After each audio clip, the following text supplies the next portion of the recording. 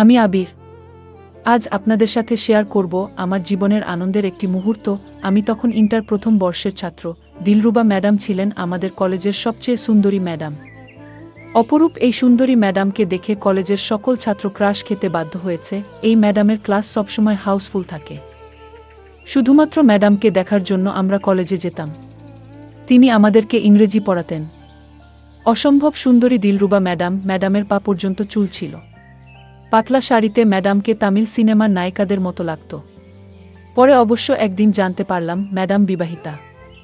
উনার স্বামী ও দূরের একটি কলেজের অধ্যাপক। পরিচয় গোপনের স্বার্থে নিজ কলেজ কিংবা ম্যাডামের স্বামীর কলেজের নাম বললাম না। এবার আসি মূল ঘটনায়। প্রতিদিনের মতো ওই দিনও ম্যাডাম আমাদের ক্লাস নিচ্ছিলেন। তখন হঠাৎ ঝড় হয়। তারপর ম্যাডাম ক্লাস থেকে বের হয়ে যান এবং ম্যাডামের দেখাদেখি আমরাও তাড়াহুড়া করে ম্যাডামের পিছু পিছু বের হচ্ছি। এমন অবস্থায় আমরা সবাই ধাক্কাধাক্কি করে বের হচ্ছি। হঠাৎ আমার হাত ম্যাডামের পেটে লেগে যায়।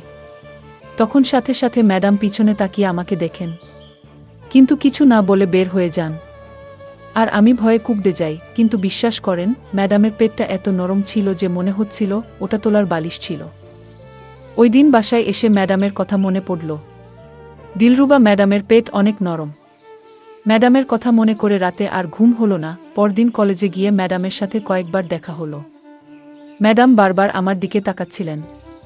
ম্যাডাম কখনো কারো দিকে এতক্ষণ তাকান না।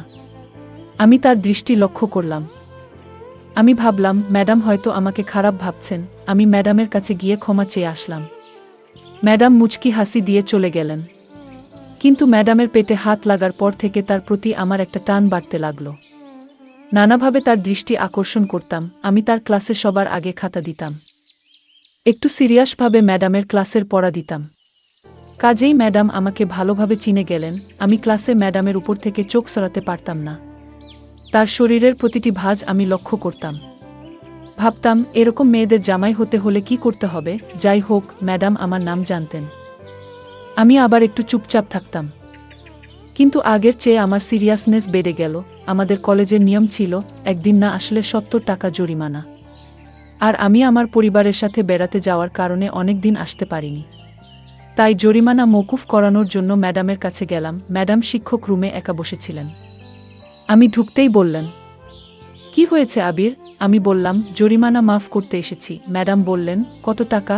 আমি বললাম, ১০১০ টাকা। ম্যাডাম বললেন, এত টাকা হলো কিভাবে? কোথায় ছিলে এতদিন?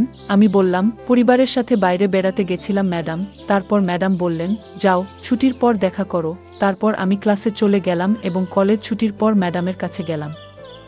তিনি আমাকে দাঁড়াতে বলে কোথায় জানি গেলেন। প্রায় ৪০ মিনিট হয়ে গেল, কিন্তু দিলরুবা ম্যাডামের কোনো খবর নাই। কলেজ খালি হয়ে গেল। আমি ভাবলাম ম্যাডামের মাথায় হয়তো অন্য প্ল্যান চলছে।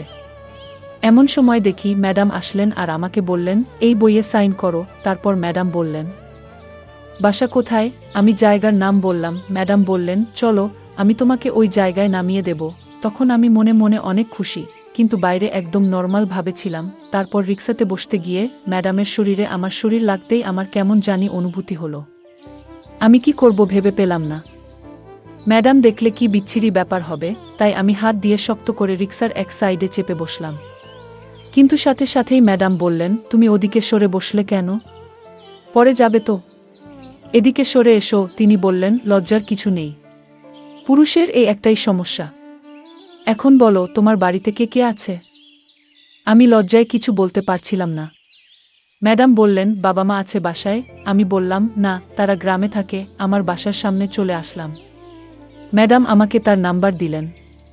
তখন আমি বললাম, আপনার স্বামী কি ভাববে? তিনি বললেন, স্টুডেন্টরা ম্যাডামকে কল করতেই পারে। তারপর ম্যাডাম আমাকে আমার জায়গায় নামিয়ে দিয়ে চলে গেলেন। এরপর রাতে ফোনে ম্যাডামের সাথে অনেক কথা হলো। তাদের কোনো সন্তান নেই। উনার স্বামী চাকরির জন্য আলাদা শহরে থাকেন, সপ্তাহে একবার আসেন। কিন্তু তিনি এতে সন্তুষ্ট নন। অবশেষে তিনি দাবা খেলার প্ল্যান জানালেন। বললেন উনার বাসায় যেতে। আমি ভয়ে প্রথমবার উনার বাড়িতে যেতে অস্বীকৃতি জানালাম। তারপর বললেন, কলেজেই আমাদের কাজ হবে। সবাই চলে যাবার পর ৫ নাম্বার রুমে আমরা খেলব। ওই রুমটা সবসময় খালি থাকে। পরদিন অনেক সেজে কলেজে গেলাম। ম্যাডাম আমাকে ডাকল। আমি মনে মনে বললাম, আজকে তাহলে আমার স্বপ্ন পূরণ হবে। ছুটির পর সবাই চলে গেলে ম্যাডামকে নিয়ে ৫ নাম্বার রুমে ঢুকেই ম্যাডামকে একা পেয়ে জড়িয়ে ধরলাম। ম্যাডামের শরীরের গন্ধ আমাকে পাগল করে দিল। তারপর আমি জোর জোরে কিস করতে লাগলাম। তখন মনে হচ্ছিল তার সারা শরীরে যেন আগুন বইছে। ম্যাডাম ঘন ঘন শ্বাস নিতে লাগলেন, যা আমাকে গলিয়ে দেওয়ার জন্য যথেষ্ট।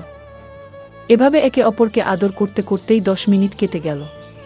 তারপর আমি ম্যাডামকে নিয়ে খেলা শুরু করলাম, যে কিনা অন্য এক পুরুষের সম্পদ। আমি অবাক হয়ে তাকিয়ে তার সৌন্দর্য অনুভব করতে লাগলাম। ম্যাডামকে দেখতে কি অপরূপ সুন্দর লাগছিল। বুঝতেই পারছিলাম ম্যাডাম পুরোপুরি প্রস্তুত হয়েই এসেছেন। তারপর ম্যাডাম বললেন, এত দেখার সময় নেই, ছটপট আমার পুকুরের সাঁচেতে জল খেয়ে নাও আর তোমার ওইটা পুকুরে ফেলে দোলাতে থাকো। আমিও ম্যাডামের কথা শুনে সাঁতার কাটা শুরু করলাম। আহ, কি সুখ! বহুদিন পর নিজের স্বপ্ন পূরণ হচ্ছে। অধিক সাঁতার কাটার কারণে আমি মাত্র ৫ মিনিটের মাথায় নিজের নিয়ন্ত্রণ হারিয়ে ফেললাম। এরপর ম্যাডাম বললেন, ভালোই তো চলছিল, তাহলে এত তাড়াতাড়ি কেন সাঁতার বন্ধ করে দিলে? আমি বললাম, আপনার এই অপরূপ সুন্দরী শরীর দেখলে যে কেউই নিয়ন্ত্রণ হারিয়ে ফেলবে। ম্যাডাম বললেন, ঢং করা বাদ দাও, এখন আমার পুকুরে সাঁতার কাটো। আমি বললাম, মিমি ২-১ এর মধ্যেই আমি সচল হয়ে যাব।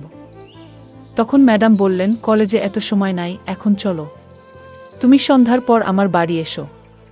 আর আসার সময় একটা ট্যাবলেট কিনে নিও। সারা রাত থাকতে হবে আমার বাড়িতে। কি পারবে তো? আমি বললাম, অবশ্যই পারব।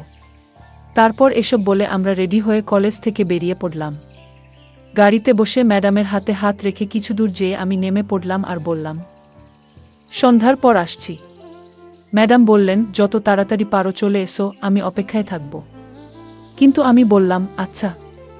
গল্পটার দ্বিতীয় পর্ব দেখতে চাইলে চ্যানেলটি সাবস্ক্রাইব করে কমেন্টে ইয়েস লিখুন। আর হ্যাঁ, গল্পটি কেমন লাগলো জানাবেন।